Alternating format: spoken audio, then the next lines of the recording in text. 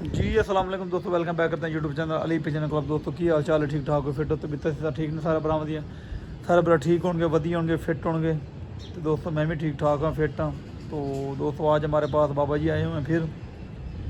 तो मैंने कहा चलो, एक दोस्त तो मादी बीमार हो गई थी तो ठीक भी हो गई है। तो उसके परों को शौक़ रहते हैं कि बीमारी में कबूतर चले जाए तो उसके पर कैसे आते हैं। ये भी एक नॉलेज वाली बात है, बंदे का तरीका फिर भी हो जाता है।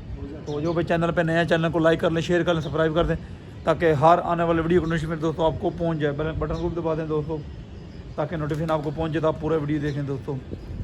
तो ये छत का व्यू देख लें दोस्तों, ठीक है। वीडियो आज आपको मज़ा आएगा इंशाल्लाह। ये पूरी छत है हमारी दोस्तों, मौसम पूरा इंजॉयमेंट हुआ है। तो दोस्तों टाइम ज़ाया करते हुए जो है ना चलते हैं। जो भी चैनल पे नया, चैनल को लाइक कर लें, शेयर कर लें, सब्सक्राइब कर दें, ताकि हर आने वाले वीडियो की नोटिफिकेशन दोस्तों आपको पहुंच जाए। अस्सलाम वालेकुम सज्जद, की हाल ठीक हो? तबीयत से तो ठीक ने? सब ठीक है।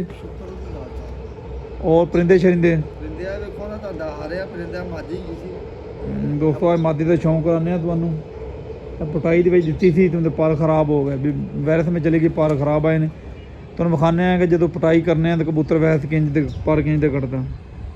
लो दोस्तों लो यह देखो मादी जी, यह बगल मादी दी, यह पर कड्डे ने बाहर दे सारे खराब कर गई। इधरों यह साइड दे पर देखो बगलां सारियां खराब कर गई। कोई पर टुटे ने, कोई झड़े ने, कोई अगों नोकां खराब हुई ने। यह कबूतरी ना बड़ी चंगी साड़ी उड्डी मादी हैगी है। बारह एक वारे च आ गई, पर दिते सी। आखू का शौक रहो बाबा जी देखो ये साड़ी बड़ी अच्छी मादी हैगी सी। 2-2:30-3 बजे तक जो भी डाया बहती सी, मगर है कि बीमार हो गई जिहदी वजह तो शायद सानू रोकनी पई है मादी हुण पिछे। तो दिन भी थोड़े है ने, अगों पटाई भी नहीं दे सकते कि बीमारी तो निकली है। हम जरा खाएगी 10-15 दिन 20 दिन खाई पिएगी, सेहत बनाएगी, फिर सैट हो चेहरा जाएगी। चुरा विखाओ मादी का जरा। ਇਹ ਵੇਖੋ ਚਿਹਰਾ ਮਾਦੀ ਦਾ ਜੀ। गोल्डन मादी दोस्तों साड़ी उड्डी मादी सी है तो पटाइए चाहिए, लेकिन बस वो वायरस की वजह से ना मादी खराब हो गई, पर खराब ने। लेकिन कोशिश करांगे जुड़ेगी ठीक, नहीं तेन फिर अगर रोक लाँगे जी जोड़ियाँ पावांगे तो, नहीं तो फिर इन्हू जड़ा ना पर वेखो ਬਾਹਰ ਹਾਲ ਤੇ ਮੇਰਾ ਕਹਿਣਾ ਤੇ ਇਹੀ ਕਿ ਰੋਕ ਲੈਣਾ। रोक लीए ना। ਹਾਂਜੀ ਰੋਕ ਲਓ। दूसरा पर विखाओ जरा। ਇਹ ਵੇਖੋ ਇਹ ਤੇ ਬਿਲਕੁਲ ਵਪਾਰ ਬੇਕਾਰ ਹੈ ਨਾ, ਇਹਦੀ ਵਜ੍ਹਾ ਤੋਂ ਤੇ ਬਾਹਰ ਡਿੱਗ ਪਏਗੀ ਜੀ।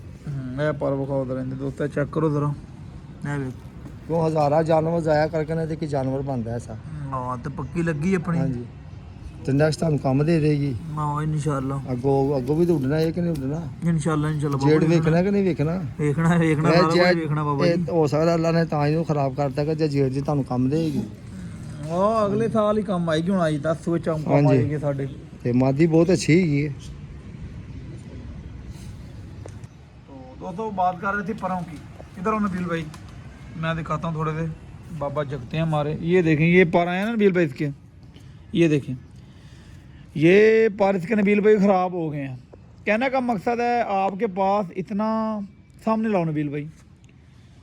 कहने का मकसद है आप अगर 20 बच्चे छोड़ते हैं बाबा जी, 20 बच्चे छोड़े हैं तो एक आधा ऐसा बच्चा आपके पास बनता है जो आपको पता है कि यार आपके मुताबिक ये वसा के 4 तवार आपके कटाएगा, उड़ेगा। अगर आप उन इस मादी को, हमारे पास ये बच्चा उड़ा, हमें तो मुझे तो पता ये 8-10 घंटे मेरे पास फिरा है बच्चा। अगर उन मैं इस मादी को इन परों पे उड़ाऊंगा तो ये ज़ाया होगी। फिर क्या कहेंगे जी, मादी चली गई जी, क्यों चली गई जी? ਮਾਦੀ ਚੰਗੀ ਨਹੀਂ ਸੀ। मादी चंगी नहीं सी, बच्चा बड़ा उड़िया तो हुण इहनूं की हो गया। गल करने का मकसद है दोस्तों कि यह साड़ी गलती तो जाना, इन्हें यह परां तो असीं उड़ावांगे, इन्हें चले जाना, ਚਲੇ ਜਾਏਗੀ ਬਾਹਰ ਡਿੱਗ ਪਏ। ਇਹਨਾਂ ਨੂੰ ਤਰੀਕੇ ਕਰ ਮੈਂ ਕੀ ਕਰਨਾ, ਇਹਨੂੰ ਇਹ ਸਾਡਾ ਜੀ ਮਾਦੀ, ਇਹਨੂੰ ਮੈਂ ਇੱਥੋਂ ਲਾਪਰ ਦੇਣੀ ਹੈ ਬਾਹਰੋਂ, ਠੀਕ ਹੈ ਬਾਬਾ ਜੀ। ਇੱਥੋਂ ਪ੍ਰੋਪਰ ਲਾਪਰ ਦੇਣੀ ਹੈ, ਪਰ ਇਹਦੇ ਬਰਾਬਰ ਹੋ ਜਾਣਗੇ, ਇਹਨੂੰ ਬਾਹਰ ਛੱਡ ਦੇਣਾ ਇਹਦੇ ਹਾਲ ਤੇ। ਚੱਲ ਵੀ 2-3 ਮਹੀਨੇ ਥਾਪਾਂ ਤਾਣਾ ਮਾਰ, ਖਾ ਪੀ, ਐਂਜ ਕਰ, ਇੰਜੋਇਮੈਂਟ ਕਰ, ਫਿਰਦੀ ਵੀ ਰਹੇਗੀ, ਖੁਸ਼ ਵੀ ਹੋ ਜਾਏਗੀ। ਲਾਪਰ ਦੇਾਂਗੇ, ਸਾਨੂੰ ਵੀ ਪਤਾ ਹੋਏਗਾ ਕਿ ਯਾਰ ਮਾਦੀ ਸਾਡੀ ਫਿਰ ਸੀਜ਼ਨ ਪਲਟ ਗਈ ਹੈ, ਹੁਣ ਅਗਲੇ ਸਾਲ ਫਿਰ ਸਾਡੇ ਕੰਮ ਆ ਸਕਦੀ ਆਏਗੀ ਆ ਗਈ। ਤੇ ਅਸੀਂ ਜੇ ਇਹਨੂੰ ਹੁਣ ਇੰਜ ਕੱਟ ਦਈਏ ਤਾਂ ਫਿਰ ਇਹ ਨਾ ਹੋਏਗੀ, ਤੇ ਫਿਰ ਫਾਇਦਾ ਨਹੀਂ ਹੈ। ਸਾਡੇ ਘਰ ਦੀ ਮਾਦੀ ਹੈ।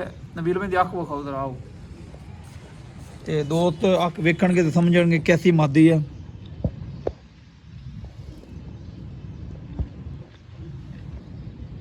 तो दोस्तों ये इसके आयत क्लोज देख लें।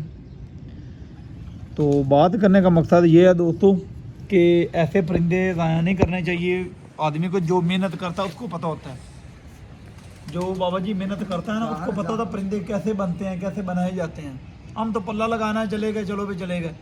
लेकिन जब परिंदे बनते हैं ना दोस्तों, 20 बच्चे छोड़े हैं, एक आधा बच्चा ऐसा बीच में निकलता है जो शाम तक चलता है, 5-6 बजे तक, वरना जाना 12-2 बजे तक तो बैठ जाते हैं।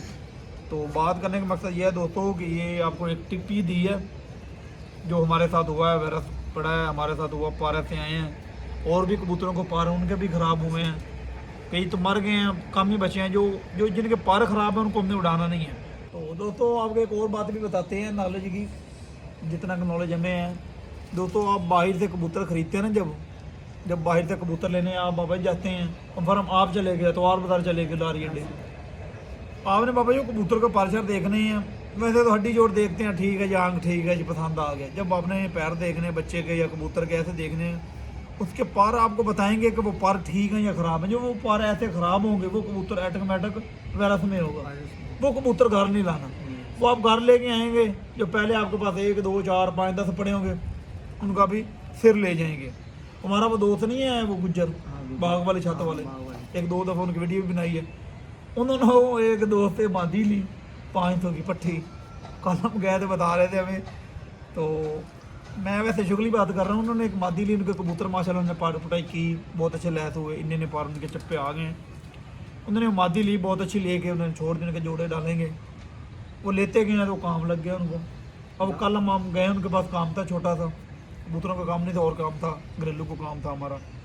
तो वो कह रहे थे कि यार हमारे कबूतर भी वायरस में आ गए हैं। तो मैंने कहा भाई हम तो आपके पास नहीं आए, हमारा नाम उस कबूतर की वजह से आया हूँ। वो कबूतर मर गया है, जो लेके हैं वो मर गए, मादी मर गए तो और 6-7 और लेके चले गए। उसमें बात करने का मकसद है, उनको मैंने बताया था, वो भाई हैं हमारे।